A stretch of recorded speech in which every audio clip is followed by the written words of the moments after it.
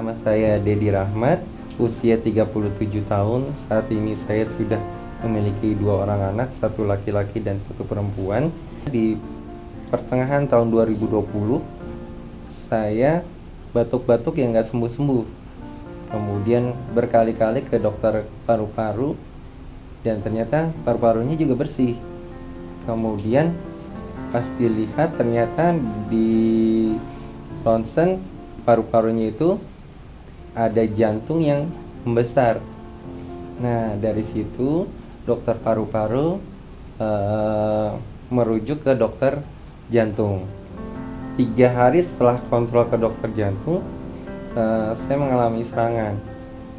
Dada saya sesak di sini, kemudian akhirnya ke dokter jantung dan menyatakan ya saya sudah mengalami gagal jantung. Pasien ini tidak bisa mentoleransi obat-obat standar ya.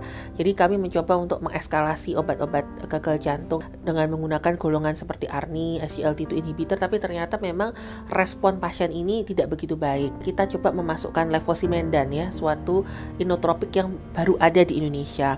Nah, namun ternyata setelah masuk levosimendan pun tetap pasien ini masuk kembali dengan shock dan gagal jantung kanan. Mencoba untuk merefer ya pasien ini ke tim advanced heart failure dan transplant. Ada indikasi untuk tindakan lebih lanjut, either itu mechanical circulatory support seperti LVAD ataupun transplantasi jantung itu sendiri. Jadi kalau ditanya kebutuhan transplant jantung lah secara umum, kita ini banyak banget. Kalau masalah list, mungkin dari kita sekitar 10-11 orang, setengahnya mungkin sudah meninggal. Padahal sebetulnya 11-10 orang itu yang kita list saat ini itu cuma seujung dari yang benar-benar butuh.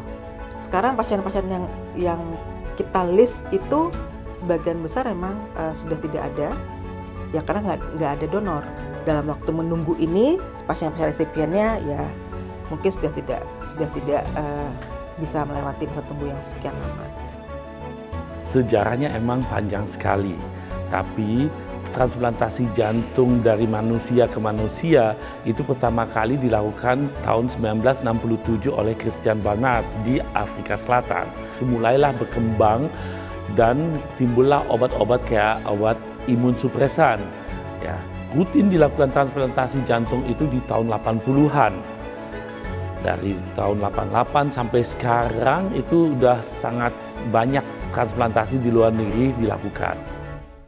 Kalau kita menolong seseorang yang mungkin perlu jantung baru gitu, dia bisa hidup 15 tahun dengan jantung baru itu minimal, bahkan bisa lebih lama. Dia bisa menghidupi keluarganya, memberi nafkah kepada keluarganya. Karena begitu setelah transplantasi, dia udah kayak orang normal. Dia bisa hidup dengan baik, dia bisa bekerja dan menghasilkan sesuatu untuk keluarganya. Di Indonesia masih menganut bahwa yang donor itu harus donor hidup. Walaupun dari tahun 2019, Majelis Ulama Indonesia sudah mengeluarkan fatwa nomor 12 2019 bahwa dari donor mati pun bisa diambil organnya untuk didonorkan. Karena udah ada fatwa dari MUI boleh dari donor yang sudah mati batang otak atau yang sudah meninggal, makanya kita butuh sekarang dari warga untuk ya aktif mau mendonorkan organnya bila terjadi dijemput maut.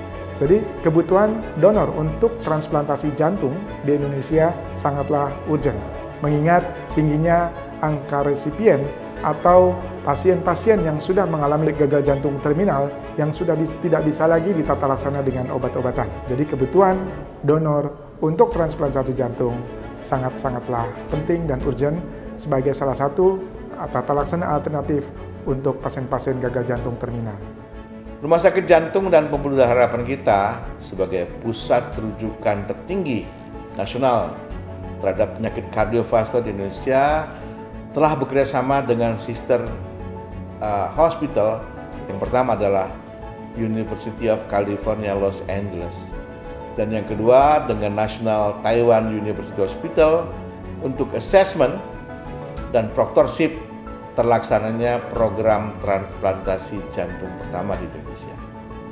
Call for emergency yang terkait dengan kebutuhan donor jantung karena tingginya angka kematian resipien saat masa menunggu atau waiting list menjadi perhatian utama kita. Terobosan terbesar dalam dunia kedokteran jantung dan pembuluh darah di Indonesia akan segera tercatat dan kita pasti bisa melaksanakannya.